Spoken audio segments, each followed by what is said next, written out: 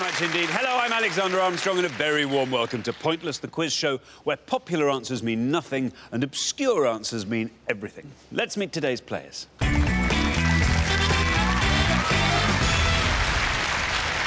Well, we welcome back Karen and Glenn. You're our first pair today. You were on the show last time. Everyone gets 2 chances to reach the final, and this is your second chance. Remind us how you did. We crashed out in the first round in a bit of a snookered situation. By the time it had come back in the second part of the first question, there just wasn't anything left on the board that we could give that would have seen us through. Yeah, you were snookered. You were stymied. Is that the word? Is that a word? Yeah, stymied. yeah. You were stymied. This time, who knows what might happen? Karen, what are you hoping might come up? Films, I think. Films. I like cooking. Yeah, anything like that, really. Very, very best of luck to the pair of you. Thank you. I'm pretty sure we'll see a lot more of you this time. I really hope so. Fingers crossed. And next, we welcome Sophie and Adam. How do you two know each other? We became friends at secondary school, and despite going to different universities now at the opposite ends of the country, we stay good friends. What do you do in your spare time? Well, obviously, we know you're students. What are you studying? I'm doing medicine at the moment. So I don't have much spare time, but... Indeed. I'm What enjoying year are it. you in? Third year now. Third year. Oh, it's just getting busier and busier. Yeah. Adam, how about you? I do marketing at the moment, and I did electrical engineering before. Very well done. Well, it's great to have you here. Very best of luck. Enjoy the show. And next, we welcome Stephen and Gary. You were on the show last time. This is your second chance to reach our final. Remind us what happened to you last show. We went out in the second round. Unfortunately, it was a very popular subject. It was films, and every team was strong on it. You just happened to be the highest scorer. Yeah, very unlucky. Not my strongest subject, films, No? but You did well, though. Got a right answer that wasn't good enough, but in the first round on the previous show, Gary did get a point with Santa, so hopefully we can get a couple more this time. See if you can do that a couple more times and add some more money to our jackpot. Well, very best of luck to the pair of you. It's great to have you here. Thank you. And finally, we welcome John and Roger. How do you two know each other? Well, long story really, but 14 years ago, I started a quiz night. I was quiz master in a brand new pub in Lincoln, and John was one of the first teams to sit and listen to me, somewhat badly, I suppose. But... So, Roger, you remain the quiz master, do you? Yes. Now, do you, I mean, quiz master to quiz master, do you remember any of the things you ask people? No. No. Not at all. Nor do I. What do you do, John? I'm a health and safety officer. I am so pleased. Finally, we have got health and safety in, Richard. It's about time, isn't it? Not until now have we had someone sensible here just to keep us on the straight and narrow. What do you make of those steps next to you, John? I'm glad you said that. Anyway, very best of luck to you, John and Roger. It's great to have you here. We'll find out more about all of you throughout the show. There's only one person left for me to introduce. He lives by the mantra, if it's unusual or obscure, then tell me more. He's my pointless friend. He's Richard. Hiya. Hello. Hello there. The very best of the afternoon to you, sir. Yeah, and to you. Show 153 in a very special show. Very special. A very special show. What's it looking like, Richard? Well, it's going to be good. The most important thing, biggest jackpot ever on Pointless. Our biggest ever jackpot today. We've got 2 returning pairs. We didn't see enough of either of them, I think. I think they're 2 very strong pairs, actually. They were both quite unlucky, I thought. And 2 new pairs as well. Somebody might well be walking home with rather a lot of money this afternoon, which would be fantastic. That really would be. Here goes. Maybe it will happen this afternoon. Now, we've put all our questions to 100 people before the show, but this is pointless, so we are after the obscure answers they didn't get. Now, what everyone's trying to do, of course, is find a pointless answer. That's an answer that none of our 100 people gave, and each time that happens, we will add £250 to the jackpot. Now, as Richard said, nobody won the jackpot last time, so we add another £1,000 to that. So today's jackpot starts off at a record-breaking £13,250.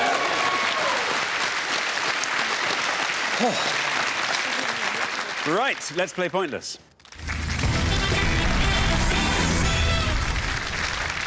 Right, in the first round, each of you must give me one answer and you cannot confer with your partner. Whichever team has the highest score at the end of the round will be eliminated, so be very careful that's not you.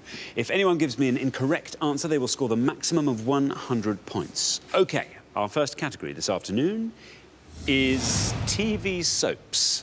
Can you all decide in your pairs who's going to go first, who's going to go second? And whoever's going first, please step up to the podium.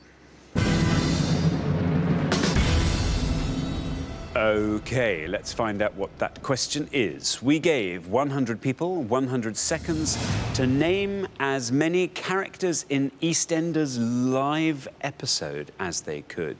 Richard? Yeah, we're looking for any named and credited character who appeared in the first ever live episode of EastEnders in February 2010. We're looking for the character names, not the actors' names.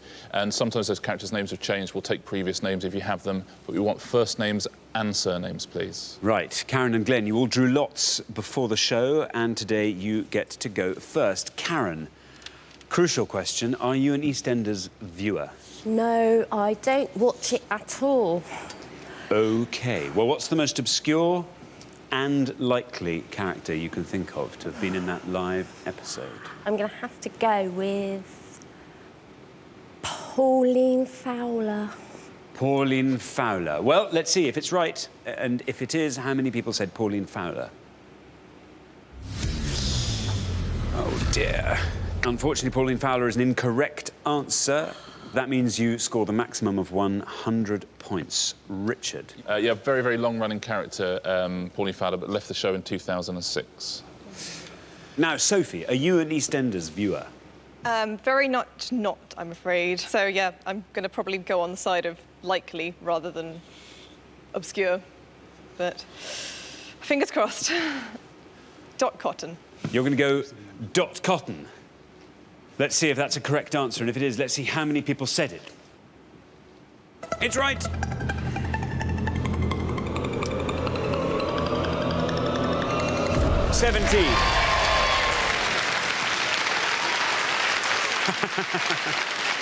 Well done, Sophie. Dot Cotton, a correct answer, scores you 17. Richard? Yeah, well played, Sophie. This is going to turn into a round of which EastEnders characters can you remember? Stephen, does that smile mean you watch it? No. I plucked a few names out, and I'm going to go with Max Branning. Max Branning? Yeah. OK, well, you're hoping to score as few points as possible with Max Branning. You're hoping it's a correct answer. Let's see if it is. And if it is, let's see how many people said Max Branning. Good luck. It's right. It's right, Stephen. Down it goes to 18. Very good answer. If it was a guess, extremely fortuitous guess, that scores you 18. Richard, Max Branning. Yeah, well played, Stephen. Max Branning, played by Jake Wood. It's quite a big score because he was had a very major role in that particular episode, Max Branning. Now then, Roger. Yeah. We come to you. Remember, we're looking for characters who featured in the live EastEnders episode. I'll go for an easy one, and hopefully it'll be there. It's got to be Phil Mitchell. Phil Mitchell. Yeah. Let's see if Phil Mitchell's right, and if it is, let's see how many people said Phil Mitchell. Well done, Roger. Correct answer. 24. That'll do. 24 points for Phil Mitchell. Yeah, played by Steve McFadden. It's been there since 1990, but a very big score, one of the most popular characters. OK, well, we're halfway through the round, so let's take a look at the scores as they stand. On 17, Sophie and Adam, there they are, the very best answer. Just ahead of them on 18, Stephen and Gary, very good. And up a tiny little bit from that, we come to Roger and John on 24. And then way, way, way out front, bad luck, Karen. So, Glenn, you have got to hope that somebody else gets an incorrect answer, and you have got to find the lowest score you possibly can. We're going to come back down the line. Can the second players please take their places at the podium? OK, remember, we are looking for characters who featured in the live episode of EastEnders in 2010. John, do you watch EastEnders? Not recently, no. You didn't watch the live episode? The live episode, the landmark EastEnders. Did you watch it even if it was just to watch people forgetting their lines? Jack Branning. Jack Branning. OK, we've had Max Branning. You're putting forward Jack Branning. Here's your red line. If you can get below that red line with Jack Branning, you are through, safe and sound, to the next round. Let's see if Jack Branning's right, and if it is, let's see how many people said Jack Branning. Well done, it's right. And you are through to the next round. 13. Very well done. Our lowest score so far. That takes your total up to 37. Richard Jack Branning. Yeah, well played, John. Played by Scott Maslin, of course, who went on to be in Strictly Come Dancing. He was actually one of the actors who noticeably fluffed his lines. OK. We are looking for characters in the live EastEnders episode from last year. It was a benchmark episode, like their 1000th episode or something like that, wasn't it? It's the 25th anniversary, though, essentially. 25th anniversary. Yeah. Listen, Richard, when we do our 25th anniversary Pointless, yeah. I mean, there'll be different presenters then, obviously, because I'll be well, still be... there will be a different presenter. Yeah, be David Mitchell or that lovely. I'll tell you who I like. Yeah. Ben Miller. Oh, he's good. He's very good. He's very funny, isn't he? Yeah. He's quick. He's quick. He is Ben quick. Miller's thing, and bright. He's quick. He's bright. He's witty. He's charismatic and charming. He is, isn't he? Why didn't you get him? Yeah, we could afford Ben Miller.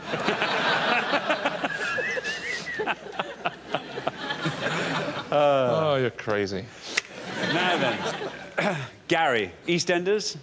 Is this I'll probably watch it more than I should, yes. That's a very, very honest answer. I think it's time to play safe. I'm going to hope this is a reasonably safe one, and I'll go for Roxy Mitchell. Roxy Mitchell. Stephen thinks that's good. Here is your red line. If you can get below that red line with Roxy Mitchell, you are through to the next round. Let's see if Roxy Mitchell's right, and if it is, let's see how many people said it. It's right, and you're through. Very well done. Lovely low score there, Gary. Fantastic. Roxy Mitchell scores you 10, takes your total up to 28. Richard. Yeah, very, very well played, Gary. Best answer so far. Roxy Mitchell. Shows the advantage of actually watching EastEnders. OK, now then, Adam. Remember, we're looking for characters who featured in the live EastEnders episode. I think I'll have to pick it out the blue, because I don't think I've ever seen an episode of EastEnders. You could have sung that, as far as Glenn is concerned.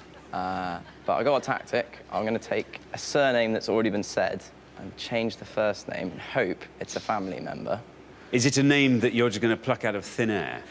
I'm going to go with Ben Mitchell. There's the red line. If Ben Mitchell exists, and it's a correct answer, and it takes you below that red line, you are through to the next round. Let's see if Ben Mitchell's right, and how many people said it. Oh, it's right! Very well done, Adam. Look at that. Smashing through the red line there.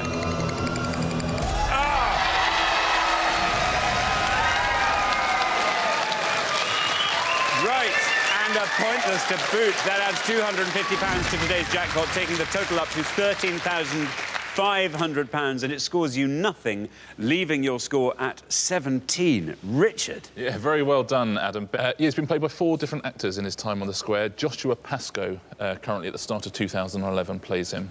It's very bad news for Glenn and Karen, though. Very bad news, because I suspect Glenn seems to know he knows his EastEnders characters, I think. Just tend to know a lot, but it's not serving me well, is it? Once again, That's I'm the afraid. wrong partner. I don't know. Now then, Glenn, stymied though you might be, what about leaving in a blaze of pointless glory? Let's go with Tamwa Masood. Tamwa Masood. If this is pointless, I will be so impressed. Very well done, Glenn. Let's see if it's right, and if it is, let's see how many people said Tamwa Masood. It is right, Glenn. It is right. Down it goes, flinging down into single figures. Down to pointless. Down to pointless. It adds £250 to today's jackpot, taking the total up to £13,750. It scores you nothing and prompted you to give the most evil laugh I've ever seen. But Tamwa Masood, Richard. Yeah, very good. Played by Himesh Patel. Very good answer. There's a load of pointless answers here, actually. There's lots of people who were in that episode. Adam's already given us Ben Mitchell. Chelsea Fox was pointless. Christian Clark is John Partridge's character. He was pointless.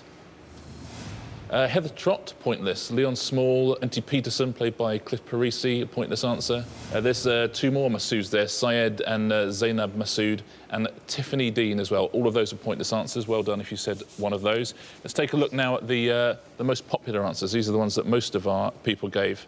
I'd say there is a big, big shock at the top of this board, I would say. I would say third place it's Peggy Mitchell. Roger, you've already said Phil Mitchell, and that was second.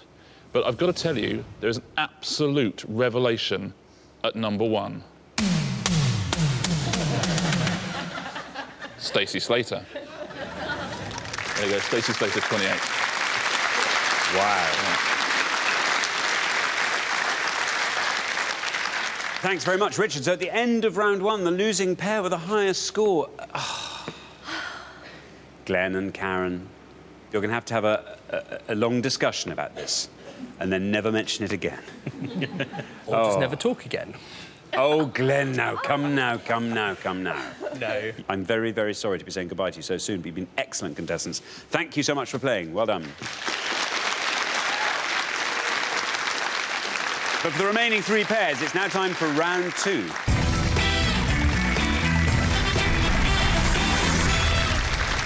Now, obviously, only 2 pairs can make it through to the head-to-head, so one team is going to be leaving us at the end of this round. OK, our category for round 2 this afternoon is geography. Can you all decide in your pairs who's going to go first, who's going to go second? And whoever's going first, please step up to the podium. OK, our round 2 question concerns capital cities and their countries. In this round, we're about to show you a list of capital cities. We asked 100 people to tell us of which country they are the capital. Richard. Yeah, we're going to show you 6 capitals on each pass. You just got to tell us the country it's capital of. The more obscure ones will score you fewer points. If you give us an incorrect answer, that will score you 100 points. I know there's plenty of people at home who are very good on capitals. You're going to see 12 here. See how many of those you can get. OK, very good. So we are looking for the country of which each of these cities is the capital. And we have got Riga, Vienna, Kuala Lumpur, Kingston, Phnom Penh, Doha. I'll read those one more time. Riga, Vienna, Kuala Lumpur, Kingston, Phnom Penh, Doha. OK, so there are the cities. You, Sophie, now need to find the most obscure country of which one of those is the capital. What are you thinking? I think I'm going to go with Kuala Lumpur and Malaysia. Malaysia, you are saying. As always on Pointless, we are trying to find the most obscure answer there, the one that the fewest of our 100 people said. You are saying Kuala Lumpur, Malaysia. Let's see if that's right. And if it is, how many people said it? It's right. 38. Not bad. Richard, Kuala Lumpur. Yeah, well done, Sophie. Safe start. I'm very much looking forward to Adam, though, making up a country and getting a pointless answer. Thanks very much. Stephen, there are the cities. How good are you on your capital cities? Poor. Not very good. Geography is not my best subject. I think I'll go for, is it Phnom Penh? And I think it's North Vietnam. Phnom Penh, and you are saying North Vietnam. What do you think, Gary? I think it might be wrong. Let's find out. Phnom Penh. Let's see if that is indeed the capital of North Vietnam. And if it is, let's see how many people knew that answer. Bad luck, Stephen. Bad luck. That is an incorrect answer, which means you score the maximum of 100 points. Richard. Yeah, sorry, Stephen, it's wrong, I'm afraid. But the good news is Gary was right. You are wrong. I won't give you the answer just in case Roger wants to have a go at the same question. Remember, we are looking for the countries of which these cities are the capitals. OK, now, Roger, you're the last person to have this board, so if you like, you can talk us through everything on it. Well, Phnom Penh, I think he was nearly right, and it was North Korea, but I'm not 100% certain, because it could be south. So I'm going to go for Vienna, Austria. Vienna, Austria, you are going to say. There it is. Nice, safe option after Stephen's high score. OK, Vienna, Austria. Let's see if that's right. And if it is, let's see how many people said Vienna, Austria. There we are. It's right. 73. Doesn't matter, though. It's lower than 100. 73 for Vienna, Austria. Yeah, very big score. It could keep Stephen and Gary in the game. Phnom Penh is actually Cambodia. But Phnom Penh would have scored you 19 points. There's another very big score up there, Kingston, surprisingly, which is the capital of Jamaica, would have scored you 78 points. The biggest answer on the board there. Riga, Alexander, do you know that one? I've been there. Latvia. Latvia, exactly Yes. right. Very popular for stag weekends and what have you these days. Although it's got more going for it than that. 27 points. And Doha, the capital of Qatar, would have scored you 16. OK, well, we're halfway through the round, so let's take a look at the scores. Well, 38, Sophie. Who'd have thought that was going to be the lowest score in this round? Then we go up to 73, Roger and John. Gary and Stephen, obviously, the high scorers on 100. Yeah, you're going to have to try and answer as cleverly as you can, Gary, in the next pass. OK, we're going to come back down the line. Can the second players please take their places at the podium? OK, we're going to put 6 more capital cities on the board, and here they are. Sofia, Kampala, Canberra, Kabul, Prague and Tehran. I'll read those one more time. Sofia, Kampala, Canberra, Kabul, Prague and Tehran. Now remember, we are looking for the country of which each of these cities is the capital, and you're trying to find the one that the fewest of our 100 people knew. John. Right. I'm going to go for Tehran, capital of Iran. Tehran, capital of Iran. OK, there's your red line. If Tehran gets you below that red line, you are through to the next round. Let's see if Tehran is indeed the capital of Iran, and if it is, let's see how many people said it. Down it comes. 55. Very newsworthy capital, which is probably why it scores so high. That takes your total up to 128. Richard. Yeah, another pretty big score. The pressure on Gary now to get his team through to the next round. Absolutely. OK, then, Gary. Remember, we are looking for the countries of which these cities are the capitals. John and Roger are on 128. If you can score 27 or less with this answer, you are through to the head-to-head, and we will be saying goodbye to John and Roger. What do you think? There's one obscure one up there, and I'm just not confident enough to go for that one. I will go for Sofia, and hopefully it's Bulgaria. Sofia, Bulgaria. Here's your red line. If Sofia is indeed the capital of Bulgaria and gets you below that red line, you are through to the head-to-head. Let's see if that's right, and if it is, let's see how many people said Sofia, Bulgaria. It's right. Very well done, Gary. Down it comes. Oh!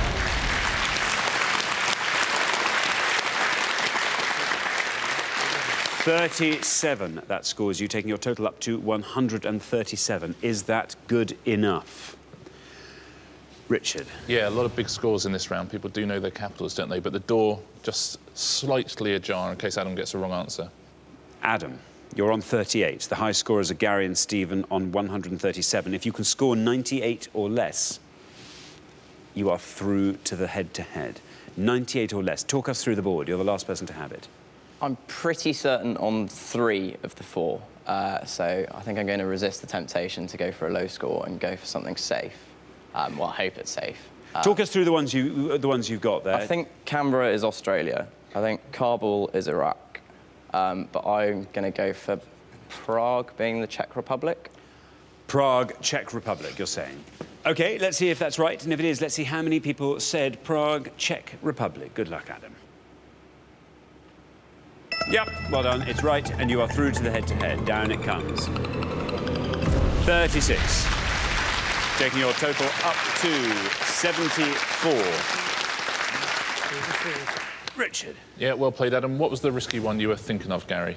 Well, it was Kampala, but I was only going to guess at what it might be anyway. What would you have gone for, just in case? Because it would have kept you in the round if you got it. I was thinking it might be over by Uganda. You'd have been in the next round if you had said Uganda. Unlucky. Best answer on the board, Uganda, 12 points that would have scored you. You've got to trust your gut instinct sometimes. Kabul is not Iraq, it's Afghanistan. 46 points, and Canberra, as you could imagine, a very high scorer. Australia, of course, 83 points. Unlucky, guys. Well, thanks, Richard. So at the end of round 2, the losing pair with the highest score, it's Stephen and Gary, 137. Pretty close, though, between you and John and Roger. Oh, Kampala. I know.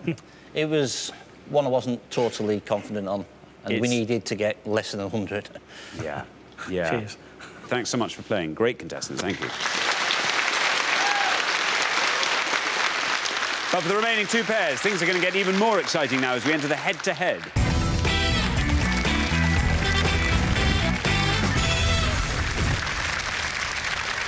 Very well done, Sophie and Adam, John and Roger. You've made it through to the head-to-head. Now, obviously, only one pair can make it through to today's final and play for the jackpot, which currently stands at a whopping £13,750. You're now going head-to-head on the best of 3 questions. For each question, each pair needs to give me just one answer, and you are now allowed to confer. All you have to do is come up with an answer that scores less than the other pair, and you will win that question. The pair who get the best of 3 will be playing for today's jackpot. Let's play Pointless. OK, here is your first question. We gave 100 people 100 seconds to name as many post-war Labour chancellors as they could. Post-war Labour chancellors. Richard? Yeah, we're looking for any Labour MP or peer who's held the position Chancellor of the Exchequer from after the 1945 general election through to the start of 2011. There are 8 names on the list. See how many of those you can get at home. OK, Sophie and Adam, because you played best throughout the show so far, you get to go first. We are looking for post-war Labour chancellors. OK, Sophie and Adam, have we reached a consensus? Yeah. I think we're going to play it safe and go with Alistair Darling. John and Roger, you can now discuss out loud. We're going back a bit farther in time. A bit older than them, so... Because we're a bit older, yeah. A lot older, in fact. We're going to go for Dennis Healey.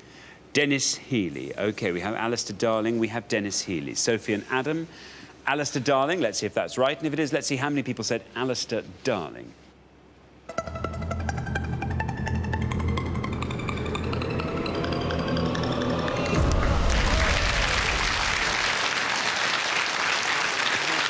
Surprisingly low score there for Alistair Darling, 21. Dennis Healey, John and Roger have said. How do you think he's going to perform against 21 from Alistair Darling? We'll see.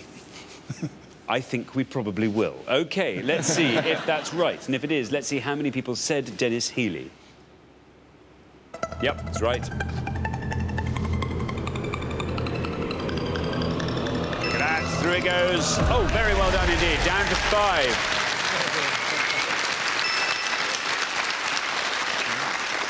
Very good. 5 beats 21. John and Roger, you are ahead after our first question, 1-0. Richard? Yeah, well played, John and Roger. Of course, Dennis Healey, appointed by Wilson, but was James Callaghan's Chancellor throughout the end of the 70s. Let's take a look at all 8. Hugh Gateskill was appointed by Attlee. He's a pointless answer. Very well done if you said Gateskill at home. Hugh Dalton, 1 point, he had to resign for leaking budget secrets. Stafford Cripps with 2. Roy Jenkins, 3. He was one of Wilson's Chancellors. As was James Callaghan, who went on to lead the party. He got 5. There's Dennis Healey with 5. Alistair Darling, of course, is Gordon Brown's Chancellor, 21. And Gordon Brown on 51. There's obviously Tony Blair's Chancellor. Thanks very much, Richard. OK, here is your second question. Sophie and Adam, you have to win this question to stay in the game and play for that jackpot of £13,750. John and Roger, if you win this question, you are straight through to the final. OK, here it comes. We gave 100 people 100 seconds to name as many Steven Spielberg films of the 1980s as they could. Yeah, we're looking for any full-length feature film made for cinema release for which Steven Spielberg received a directing credit between the 1st of January 1980 and the 31st of December 1989. Looking for any of the 7 films that Steven Spielberg received a directing credit for in the 1980s. OK, John and Roger, you go first this time. We're not sure whether it's in the 80s, but one of my favourite films of ever, and I hope it's him that's done it, it's E.T. You're going to say E.T., your favourite film of ever? Of ever. Sophie and Adam, you can now talk out loud. E.T. has gone. OK, well, in that case, I think we're left with Indiana Jones films. We'll go with Indiana Jones. A later one would probably be better. And Temple of Doom? Temple of Doom. All right, Indiana Jones and the Temple of Doom. Indiana Jones. I'm so sorry it wasn't Sophie saying that, because she'd have said Indiana Jones. Doom. Indiana Jones and the Temple of Doom. We have E.T. the Extraterrestrial from John and Roger. We have from Sophie and Adam, Indiana Jones and the Temple of Doom. John and Roger, E.T. the Extraterrestrial. Let's see if Steven Spielberg did indeed direct that in the 1980s. And if he did, let's see how many people said it. There we are, of course. It's right. Oh, but it's a safe answer. But it's definitely correct. Sophie and Adam. Yours sounds good. Is it right? Did Steven Spielberg direct Indiana Jones and the Temple of Doom? Only one way to find out. Let's see if it's right, and if it is, let's see how many people said Indiana Jones and the Temple of Doom. It's right. It's right, and it beats 57. Still going down. Oh, still going down. 4. That's a great answer, Sophie and Adam. You did exactly what you had to do. After 2 questions, you are both equal. 1 point apiece. Richard. Yeah, very well played. E.T. far and away the biggest answer there, actually. Let's take a look at all the films on the list. Very low scorers. Empire of the Sun, which, of course, introduced us to Christian Bale. Played the boy in that, the J.G. Ballard book. Always, with Richard Dreyfuss and Holly Hunter, also scored 3. There's the Indiana Jones movies, Indiana Jones and the Temple of Doom and Indiana Jones and the Last Crusade, which was 1989. Both scored 4. The Colour Purple on 6, Raiders of the Lost Ark on 8, and there's E.T. the Extraterrestrial, 57. Thanks very much, Richard. OK. Well, that makes this third question all the more exciting. Whoever wins this question is through to the final. We'll be playing for that £13,750 jackpot. Good luck, both pairs. We gave 100 people 100 seconds to name as many chess pieces that can move diagonally as they could. Chess pieces that can move diagonally. Richard. Yeah, we're looking for any chess piece that can move diagonally from a stationary position. Right you are. Sophie and Adam, you go first this time. We're going to go with pawn. Pawn. Yes. Not always the answer to everything.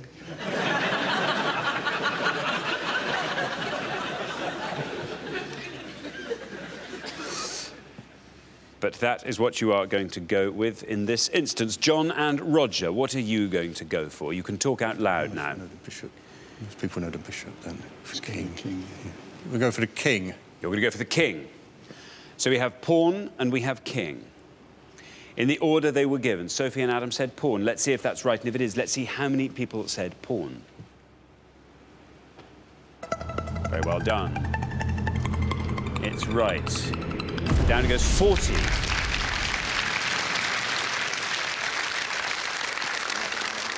What do you think, Sophie and Adam? 40? It will be close. It's going to be very close. That's quite high, isn't it? No, That's it is higher quite high. than... Higher than we Higher thought. than I was expecting. Yeah. John and Roger. OK, you've said king. Let's see if king is right, and if it is, let's see how many people said king. Good luck. It's right. 54.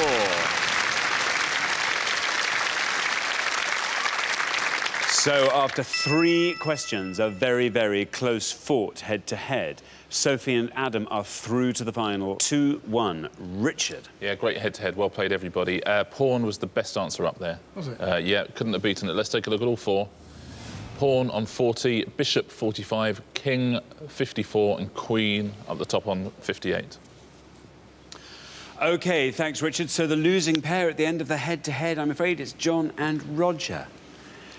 Well, 3 great answers from you there. Did you know any of those other Steven Spielberg films? Did you know that he directed all of those? Vaguely. Vaguely. I know, but vaguely. The trouble is, it's not good enough when the pressure's on, is it? Yeah. Well, we will see you again next time. Thank you very much. When hopefully you'll make it through all the way to the final. But meanwhile, thanks very much for playing. You've been great contestants. Thank you. But for Sophie and Adam, it's now time for our pointless final and the chance to win our jackpot of £13,750.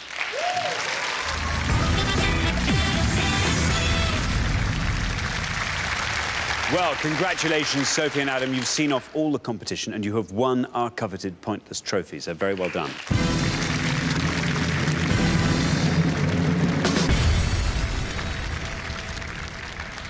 You now have a chance to win our Pointless jackpot. At the end of today's show, the jackpot stands, should you need to be reminded, at £13,750. Now, the rules are very simple. To win that money, all you have to do is find a pointless answer. That's an answer none of our 100 people could think of. We've had 2 pointless answers today. You only need to find 1 more to go home with that money. First, though, you've got to choose a category.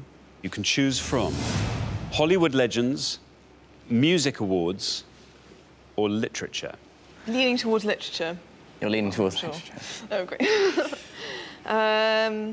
Literature? Sure? No. We'll go for... Should we go for Hollywood legends? Do you think that would be better? Do you know more about that? I don't know much about either, so... Should we go with literature? I could probably put one out of the bag. I'll make one up. Are you sure? Yeah. OK, we're going to go for literature. You're going to go for literature? Yeah. OK, let's find out what that question is. What would you like it to be? Preferably about Harry Potter or something. Yeah. That would be good. Harry Potter would be good. OK. It might be. You never know. OK, here we go. Good luck. We gave 100 people 100 seconds to name as many Booker Prize-winning novels as they could. Richard? Yeah, we're looking for the title of any novel that's been awarded the Booker Prize since that award's inception in 1969, all the way through to and including the 2010 award. The one thing we won't accept is the Lost Booker, with this in the 1970 thing that they gave out recently. But any novel that has won the Booker Prize. And in years where it's been given to more than one, we'll accept either of those answers. OK, thanks very much. You now have up to 1 minute to come up with 3 answers, and all you need to win that £13,750 is for just one of those answers to be pointless. Your 60 seconds start now. OK, I'm very sorry, Adam. I might as well leave. OK, I know one. You know one? That's better than me. The Life of Pi won The Life the of prize Pi. at one point. I do know that. Right. But I've it's heard probably of that quite popular. Yeah. Yeah. Other than that, I'm very stuck, I'm afraid. Yeah, same. I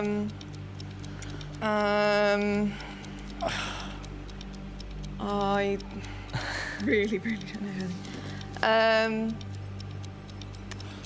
I think there's a book that my mum was really a big fan of and tried to make me read. It's something called, like, The Number Devil. It's all about maths. OK, don't think that something one will go like for that. us, but we Probably can say it not. anyway. Yeah. That had some award, but that's 2. I know Amos won one, but I don't know. I only know London Fields by him, so I could say that. Yes. OK, we have 3 think books. I know one of 5. them won the Booker Prize. Cool. All right. OK, you're happy with that? We're going to have to be. OK, we were looking for Booker Prize winners. You've had your minute. I now need your 3 answers. OK, right. We're going to go for The Life of Pi, Life of Pi, The Number Devil, The Number Devil, and London Fields. and London Fields. Of those 3, which do you think is your most likely shot at a pointless answer? Life of Pi, because that's the only one I know that won the Booker Prize. Life but of Pi. We'll put that last. don't think that is. Yeah, we don't think the other 2 are Booker Prize winners, so Of the remaining 2, which is your least likely? The Number Devil. The Number Devil. We'll It's put won that. some award, but I don't first. know which one. OK, so let's put them up on the board in that order, and here we go. The Number Devil, London Fields, and Life of Pi. OK, we were looking for Booker Prize winners. You said this was your least confident answer. You only have to find 1 pointless, remember, to win that jackpot of £13,750. OK, let's see. The Number Devil. Well, let's see if it's right, and if it is, let's see how many people said The Number Devil. Bad luck, bad luck. As you guessed, that is an incorrect answer. So I'm afraid not a pointless answer. You only have 2 more chances to win today's jackpot. £13,750. Should we just think about that for a second? What would you do with that? Oh, well, it's slipping out of our reach quickly. Mind you, Ben Mitchell swam into your head at the last minute. Indeed. As if just... If only if it was By EastEnders magic. characters now. I know, we'd be sorted. Yeah. Who's to say London Fields or Life of Pi isn't going to isn't going to win you that jackpot. OK, well, London Fields is your next answer. We're looking for winners of the Booker Prize. London Fields. This has to be pointless for you to win that jackpot. £13,750. Let's see if London Fields is right, and if it is, let's see how many people said London Fields. Very, very good luck. Bad luck. Bad luck. An incorrect answer. Which means you only have one more chance to win today's jackpot. OK, your last answer. This is the one that you know won the Booker Prize. When I say no. You said this was the answer you had the most faith in to be pointless. This has to be pointless, has to be right, and has to go all the way down to 0 for you to win that jackpot of £13,750. Let's see if Life of Pi did indeed win the Booker Prize, and if it did, let's see how many people said Life of Pi. Well, it's right. It's right, it did win the Booker Prize. This now has to go all the way down to 0. We don't know what our 100 people know about the Booker Prize. This is the first chance we've had to gauge it. Down it goes! Oh! Ah!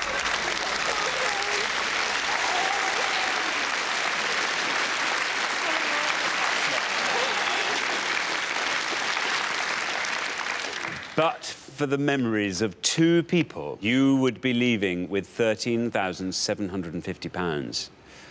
Oh, I'm so sorry. Unfortunately, you didn't manage to find that all-important pointless answer, so I'm afraid you don't win today's jackpot of £13,750, which rolls over onto the next show. But you have been fantastic contestants, and you do, of course, get to take home our pointless trophy. Thank you for having me.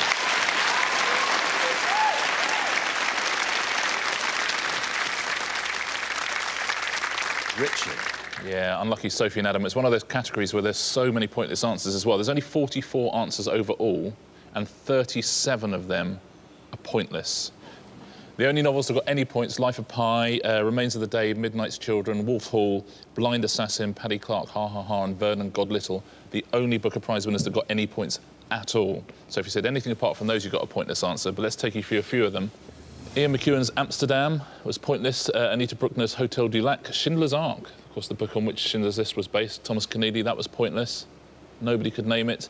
The Inheritance of Loss, Iris Murdoch's The Sea, and The White Tiger, 2 of those very recent winners. All of those were pointless. Very, very bad luck. You played very well throughout. Well, unfortunately, we do have to say goodbye to you, Sophie and Adam, but it's been great having you on the show. Thank you so much for playing. Thank you. Thank you. So nobody's won our jackpot today, which means it rolls over onto the next show when we will be playing for, wait for this, £14,750. Join us then to see if someone can win it. Meanwhile, it's goodbye from Richard. Goodbye. And it's goodbye from me. Goodbye.